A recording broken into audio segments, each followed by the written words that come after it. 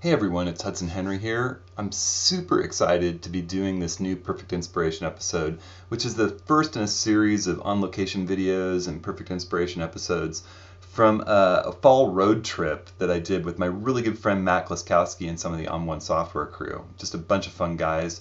Here's a photo of Matt. And this first episode is really a side trip that we took in Central Oregon to this iconic landscape near John Day, Oregon called the Painted Hills. It's a place that landscape photographers come to from all over the world, and neither Matt nor I had been there, so we thought we'd check it out. And we wound up just hauling butt trying to get there in time for sunset.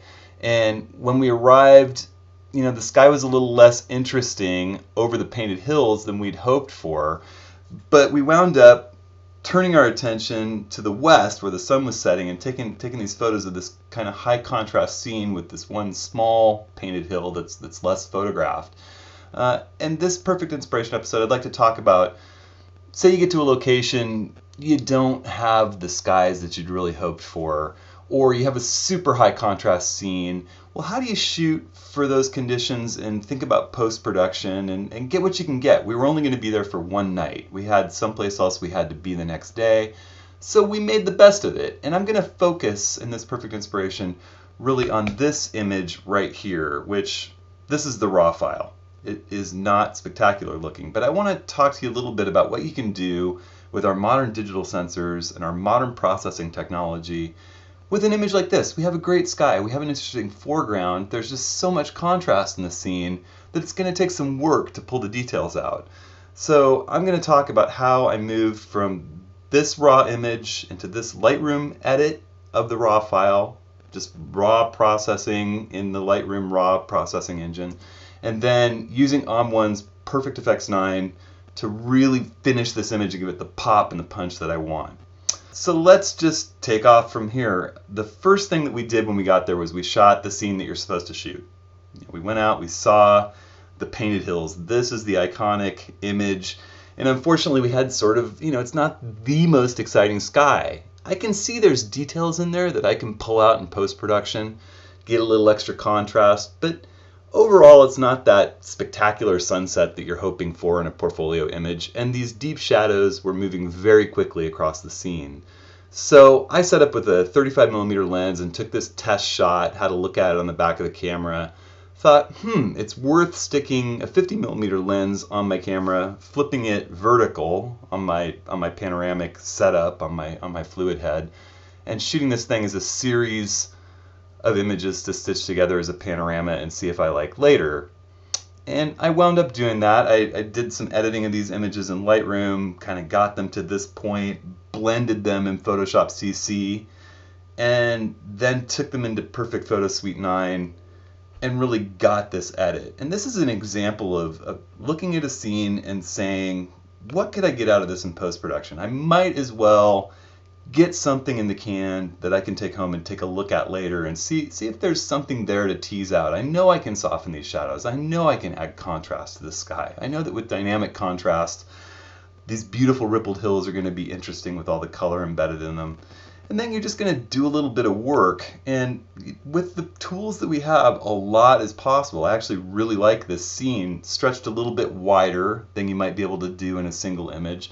And because this is a really high resolution panoramic image, I think this one's about 130 megapixels, I think it's going to look excellent when it's printed really big on the wall, and I think I'm going to try it and see how it looks. It's interesting. I wish, again, is it one of my stellar portfolio images? Is it front and center in my library? Probably not, but I like it. Am I proud to show it to my friends? Absolutely. So I got that shot. That's what you came here to the Painted Hills to take a picture of. Took a couple of nicely lit shots of Matt and my friend Rick, our friend Rick from On1, who's just the greatest guy. And then sort of turned our attention towards where the action was happening in the sky. And I want to talk about one more thing that I'm doing here. You'll notice in my slide show here, there's these black slides on either side of my Pano merger parts. Well, that's to tell me when I'm going through editing, I'm going to go into the grid mode by pushing G, but I guess I'll also just click this grid icon. This is to show me that when the black slide starts, these images are all part of one image, and then I make another black slide. How do I do that? I'm in manual mode, I put my hand over the lens, and I take an exposure that's blacked out from my hand. You can actually see the gap between my finger and the sky there. I've just gotten into the habit, if I'm taking more than one image, they're really all part of the same image, I'm going to put a black slide before it and a black slide after it. That way I'm not culling through 1,000 images and I go, this one looks like it's of nothing, delete. It just identifies my intention at the time, makes me stop and say, well, there's something important here.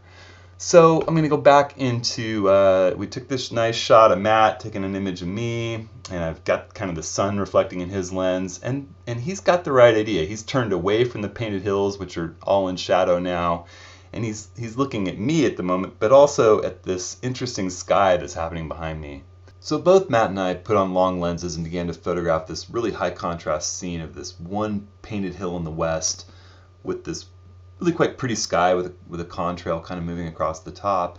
And in a situation like this with such a high contrast scene, my preferred method of capture is to use, I bracket. I create an exposure that's 2 stops underexposed, an exposure that's right on the meter, and then an exposure that's 2 stops overexposed.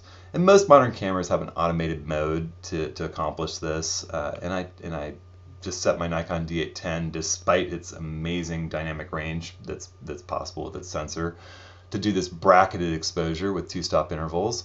And again, because I'm going to be creating multiple images to really capture one image on my tripod, I created a dark slide in the fore and a dark slide afterward to let myself know that, this is 3 images that really are all about the same subject. And the question, I guess, that we have to approach next is, which of these bracketed images, if not multiple, should I work on?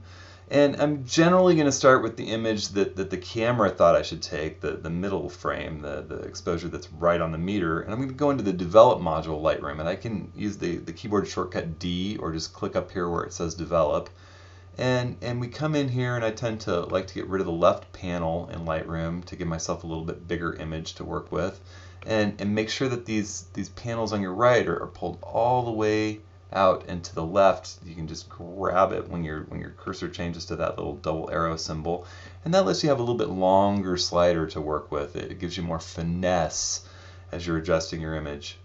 So we've got the middle exposure, what the camera thought this scene should be exposed at. And I really want to see in this image, I can tell that the shadows are not cut off, but the highlights look suspiciously cut off to me. And so I'm going to go on my exposure meter here and check and see if I pulled the exposure all the way down, would I get that detail back? And I see the answer is really no here. There's just lost detail right here. And we can see that represented in the histogram that Lightroom gives us by this spike on the right side in the highlights. That just shows us that the data is clipped to the edge, and Lightroom's trying to move it into a renderable bit of data, but it's really gone. It's just pure white. So now I know that I'm going to take a look at this darker image for the sky, the 2-stop underexposed image, and I'm going to see, are the shadows in this image good enough? Is there enough detail in these shadows, which look a bit clipped in the histogram, that I can work on this single image, or do I need to blend 2 of them in perfect layers or in Photoshop? And as I move my exposure meter to the right on this raw image in Lightroom, I can see, wow, really all the data that I need is right there. I don't think I need more than one image. I think I can work on this first least exposed image and really get what I want. So I'm going to talk a little bit about how I would go about editing this image in Lightroom before finishing it in Perfect Effects to get the final look that I'm after. And Lightroom is laid out exactly as it should be, in my opinion. There's a couple of things that I changed the order in, but basically in your basic panel here, the color temperature is the first set of sliders. And in this image, I think I remember it being a little bit warmer.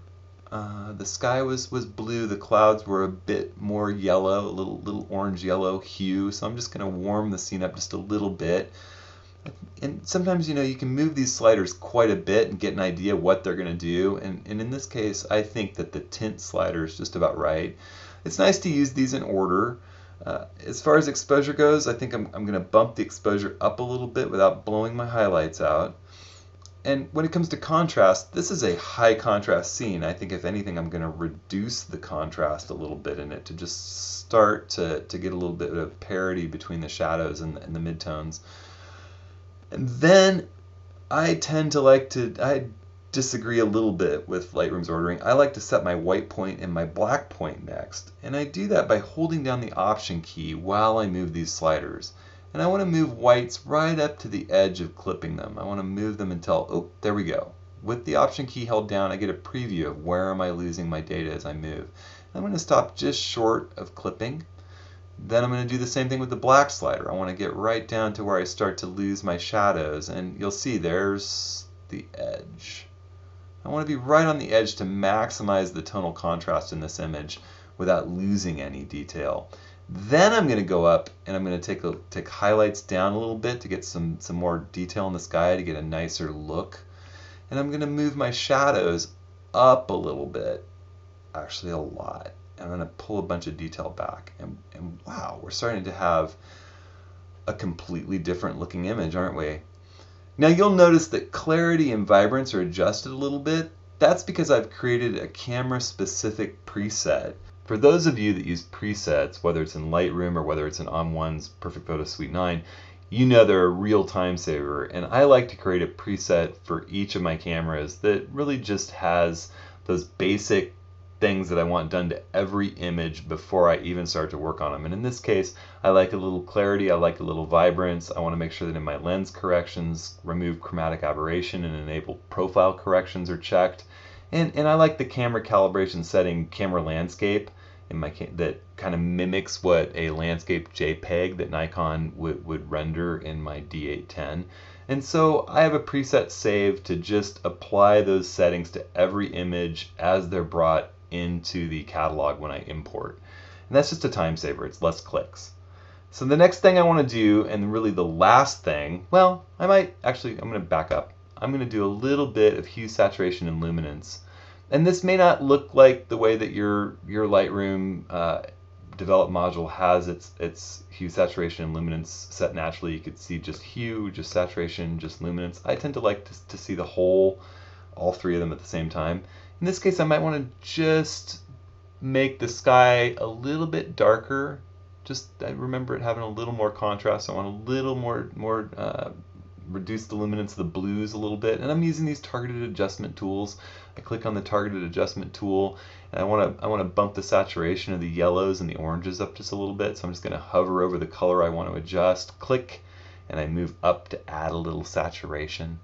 It's just that simple. Lightroom has some really nice tools in its raw processing in the develop module, and that's why I prefer to use it to do my raw adjustments. Then the final move I'm going to do before I go in and do my finishing edits in Perfect Effects 9 is to hit detail here, and I want to do a little bit of sharpening. I photographed this image at ISO 64 on the Nikon D610, or D810, which is a great camera for noise, especially in low ISO. But we've pulled so much shadow detail out in the raw processing. I have a feeling there's some noise in here, and sure enough, it's not a lot of noise, but I really like to print, and I like big prints, and I don't want to see this digital noise. So I'm going to go in here right off the bat, and I'm going to do a little noise reduction and sharpening. And I kind of normally leave this out of my perfect inspirations, but since we're only working on one image, I'm going to go through sort of my little method, and it's a little bit of an art form. It differs for every image. I'm going to hold down the Option key to get a black and white image while I do luminance noise reduction, because I don't want any color noise to be affecting my judgment when it comes to doing noise reduction here.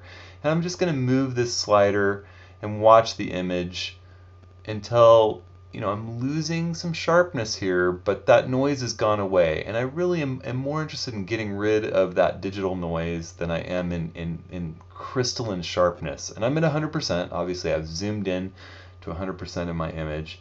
I'm going to let go there. So now we have it a little less sharp. I'm going to continue to hold down the Option key, and I'm going to address that. I'm going to pull the sharpening slider. These are interrelated functions. That's why they're all in the detail panel here. And I'm going to move that up to just add a little sharpness back. And then I'm going to have a look holding the Option key down again now still. It's going to show me just how much sharpness I'm adding. I could really crunch it up. I think that would look terrible, especially printed. I think, if I pull it down, you're gonna not do much sharpening at all. I want to find that kind of Taoist middle way here. And it's right somewhere in there, pretty close to the default. Detail is a complicated little slider. It sort of does a balancing act between smart sharpening and halo suppression, which is that grunginess that happens in your image. And I tend to like to keep it on the lower end of the spectrum. And then finally, and this is really image specific, depending on the detail in your image, I'm going to do some masking to sort of say in these smoother parts of the image, I don't want any sharpening applied at all. I'm choosing what level of contrast and detail is required for Lightroom's raw processor to be sharpening this image. And that's about where I want to go. I don't want to sharpen the noise in the image. I only want to sharpen the real lines of contrast that matter to me. And this slider is never going to be the same for one image twice. Now that I've done that, I'm going to go back and have a look. It's still, if there was more noise now, I would address that, but I like that looks pretty clean of noise. I'm just going to add a little bit more sharpening back now that we've set the radius and the mask. It's really this little dancing act that you do. And now I'm going to take a look at it. I'm letting go of the Option key. I'm looking at it in color. It looks pretty good to me, but I want to objectively look at whether I really did a good job here or whether I don't like it. And it's hard. You've been moving sliders this whole time. I'm going to go up here and I'm going to just turn this little switch here, which is going to turn off the detail that I've done. And we're going to look at the image before I worked on it. It looks sharper and it has less noise. So I'm extremely happy with what I've done here. I like it better with this move. And that's the last thing I want to do before I go into Perfect Effects 9 and really finish this image. So the way that I'm going to get into Perfect Effects 9 to do my finishing edits on this image is I'm going to control click on the Mac, or I would right click on the PC. I'm going to choose Edit in Perfect Effects 9.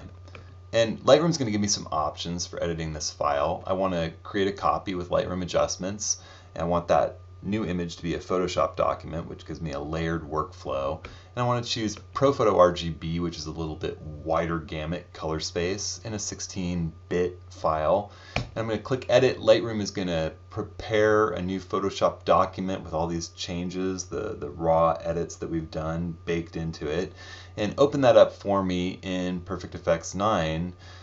So that I can apply all these great filters in a layered workflow. And I'm choosing to use Perfect Effects 9 with a smart photo. That's my default setting in here. That's a new feature in Perfect Photo Suite 9 that lets us re-edit every single step of our Perfect Effects workflow or any of the Perfect Photo Suite 9 modules. So here I'm going to go into dynamic contrast. That's the first filter that I tend to apply to any landscape image. And I'm going to use the natural preset and just watch as this image gets all kinds of crazy micro contrast in interesting places. And one of the things I love here, you come into the filter options and you got the ability to adjust exactly where you want that micro contrast to go. Do I want it in the small details of the image? Do I want it in the medium details? You can see it starts to work in the sky in the foreground. I want to add a little bit of small detail contrast because it's 0 by default. I want to take a look at the medium slider. I don't want to go too much. I don't want to get that grungy kind of look that you can get when you really pump this up. I'm more of a trying to get the real thing that I saw when I was there that day. So I think right about in there. I'm going to use this little highlight slider that they've thrown in here for us to just pull back and protect the highlights a little bit. It's going to protect some of these little bright spots here in the image. And I'm noticing that I'm getting a little haloing effect with the dynamic contrast filter. That's not unusual, but it's easily cured because of their perfect masking brush. So I'm going to grab the masking brush tool. I'm going to set my opacity to 100, and I'm going to choose the perfect brush setting, which is this really crazy content-aware masking tool. And I'm going to paint it right out. You see there's a mask here on my dynamic contrast layer. I'm choosing to paint out right now at 100% with the perfect brush. And as long as my little minus symbol in the middle of my brush doesn't go over the edge into the dark part of my scene, I can just paint that little lightning effect that dynamic contrast caused right out. As long as I keep the center of my brush outside that contrast, that tonal line, we're only going to paint the part of the image that I'm interested in. I want to do this little bit over here too, in sort of our purple shadowed hills. And we're just going to paint that lightning effect out. Maybe over in here too, there's a little bit going on. And voila. And I could even make my brush bigger. I'm using a Wacom tablet, by the way. It's this wonderful pressure sensitive pen tool tablet that lets me paint really accurately. It's much more natural than using a mouse, and it lets me get a lot more accurate results when I'm actually editing an image with brushes. If you don't have one, you've got to give it a shot. You got to try it. Give yourself 10 days, a month of working with it, because it's a little odd at first, but then you'll never go back. Once you've been painting with a brush on a Wacom tablet with the stylus, you'll love it. And the newer ones let me run around with it just like a trackpad by putting my finger down, the new Pro version of the Intuos tablet that I've got. Love it.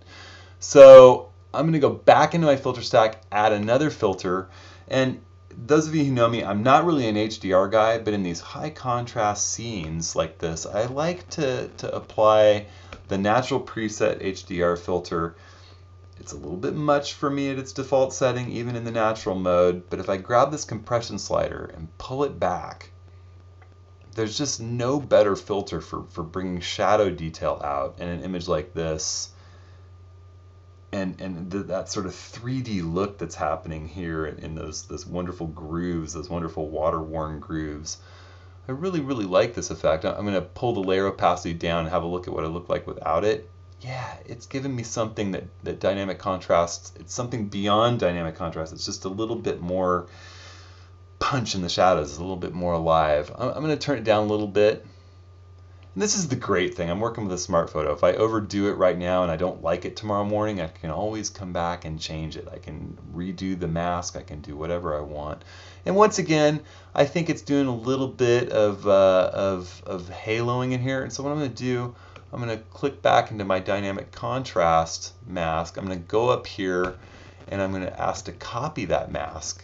I'm going to go back to my HDR filter layer. I'm going to go up to the mask setting and paste the mask in, and voila, we don't have to reinvent the wheel. We can just reapply that same mask to another filter. Pretty great. Thanks onOne. I mean, that is a real time saver. So I think the last thing I'm probably likely to do on this image is maybe just see what the fall color enhancer looks like. There's a lot of oranges, a lot of yellows to this image. It's probably going to overdo it at first. But wow, that's a little too much, but it's pretty great. I'm going to go up here. One of the neat things in the filter stack is a layer opacity slider.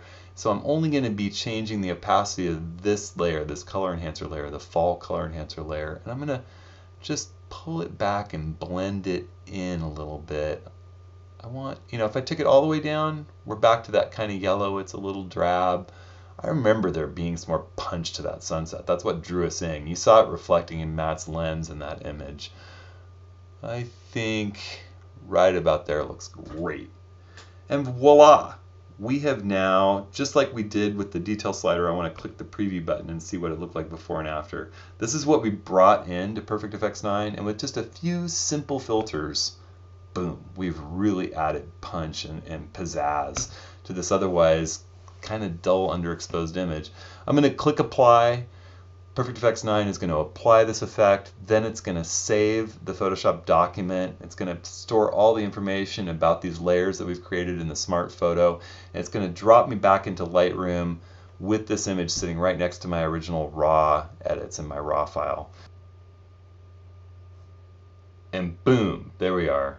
Wow, what a difference. Here's the original raw file as it sort of looked on the back of my camera and as I imported it.